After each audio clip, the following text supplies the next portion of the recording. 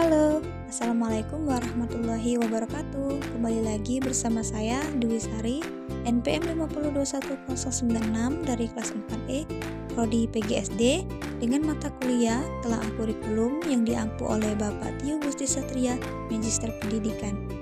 Di video kali ini, saya akan membahas tentang menelaah buku guru dan siswa, silabus, dan RPP kelas 4, 5, dan 6 dalam kurikulum 2013 dan kurikulum Merdeka.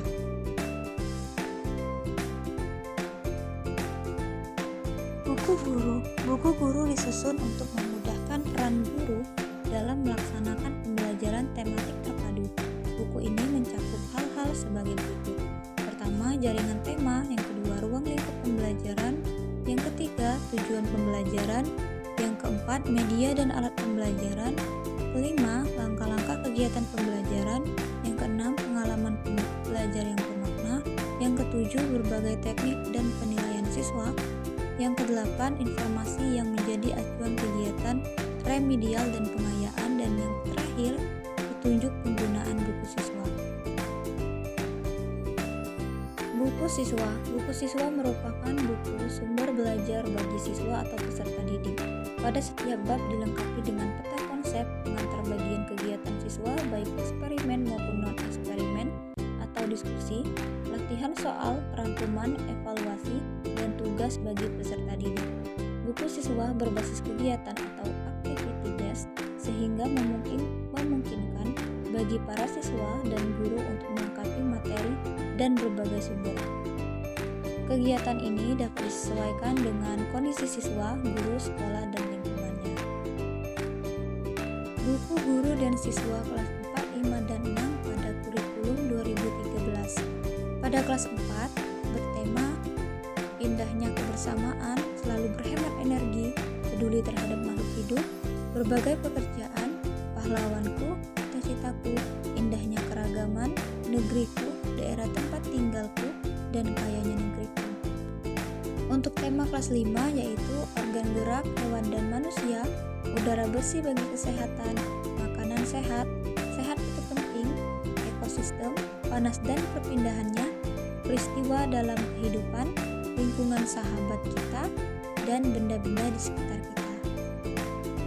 Tema kelas 6 yaitu diselamatkan makhluk hidup, persatuan dalam perbedaan, tokoh dan penemuan, globalisasi, wirausaha, menuju masyarakat sehat, kepemimpinan, bumiku, dan menjelajah angkasa luar. Buku guru dan siswa kelas 4, 5, dan 6 pada kurikulum Merdeka. Kelas 4 terdapat bab matematika dasar yang memiliki subbab operasi aritmatika, geometri sederhana. Yang kedua, bahasa Inggris dasar, memiliki subbab kosakata, frasa, kalimat sederhana. Yang ketiga, ilmu pengetahuan alam, memiliki subbab fisika, kimia, biologi dasar. Yang keempat, sejarah dan budaya Indonesia. Yang kelima, bahasa Indonesia, memiliki subbab kosakata, tata bahasa, membaca, dan menulis. Kelas 5, yang pertama yaitu ada bab matematika, memiliki subbab operasi bilangan bulat, pecahan, desimal, geometri dasar. Yang kedua, bahasa Inggris, terdiri dari menguasai kosakata, membaca dan menulis kalimat, percakapan sederhana. Yang ketiga, ilmu pengetahuan alam, terdiri dari lingkungan, tumbuhan, hewan, sifat benda. Yang keempat, sosial, memiliki geografi, sejarah, dan budaya Indonesia. Dan yang terakhir, bahasa Indonesia, terdiri dari menulis, puisi, cerpen, esai. Untuk kelas 6 terdapat pada mata pelajaran matematika, terdiri dari aljabar dasar, geometri, dan pengukuran. Yang kedua, bahasa Inggris, menguasai kosakata, membaca dan menulis kalimat dan percakapan. Yang ketiga, ilmu pengetahuan alam, terdiri dari sistem tata surya, sifat benda, dan ekologi. Yang keempat, sosial, terdiri dari budaya, sejarah, dan geografi dunia. Dan yang terakhir, bahasa Indonesia, terdiri dari menulis karya ilmiah, karangan persuasif. Silabus kurikulum 2013 kelas 4, 5, dan 6. Nah, di sini ada contoh silabus pada pembelajaran bahasa Indonesia. Yang pertama itu adalah kompetensi dasar atau KD. Di dalam kompetensi ini terdiri pada A. Mendengarkan dan memahami teks, B. Membaca jenis teks, C. Menulis menggunakan kalimat sederhana, D. Berbicara menggunakan bahasa yang jelas. Yang kedua, indikator. Terdiri dari A. Memahami teks, B. Mampu membaca, C. Mampu menggunakan kalimat sederhana, D. Mampu berbicara dalam kelompok. Yang ketiga, materi pembelajaran terdiri dari A. Mendengarkan dan memahami teks lisan, B. Membaca teks fungsional dan esai pendek, C. Menulis kalimat sederhana untuk berbagai keperluan, dan D. Berbicara dalam kelompok. Keempat, penilaian terdiri dari tes tertulis, presentasi, dan observasi. Silabus kurikulum merdeka. Beberapa poin yang dapat dijadikan acuan dalam merancang silabus kurikulum merdeka. Yang pertama, menentukan kompetensi dasar yang ingin dicapai dalam setiap mata pelajaran yang diajarkan.